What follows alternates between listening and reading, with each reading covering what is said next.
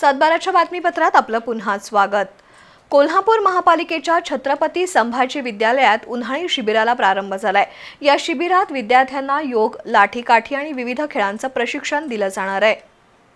कोल्हापूर महापालिकेच्या प्राथमिक शाळांमधील विद्यार्थ्यांचा सर्वांगीण विकास व्हावा यासाठी काही शाळांमधील विद्यार्थ्यांचं उन्हाळी शिबिर घेण्यात येत आहे। संभाजीनगर इथल्या राजे छत्रपती संभाजी विद्यालयात या शिबिराचं उद्घाटन पर्यवेक्षक विजय माळी यांच्या हस्ते झालं। यावेळी माजी नगरसेवक विजयसिंह खाडे पाटील, तात्यासाहेब हुजरे, संजय खिस्ते, योग शिक्षक विलास निकम, शांताराम पाटील यांची प्रमुख उपस्थिती होती। या शिबिरात पतंजली योग विद्यापीठाच्या वतीनं विद्यार्थ्यांना योगची प्रात्यक्षिकं शिकवण्यात येणार आहेत। त्याचबरोबर विविध खेळ आणि लाठीकाठीचं प्रशिक्षण दिलं जाणार आहे। या शिबिरातून सर्व गुण संपन्न विद्यार्थी घडतील असा विश्वास विजय माळी आणि शिवाजी पाटील यांनी व्यक्त केला।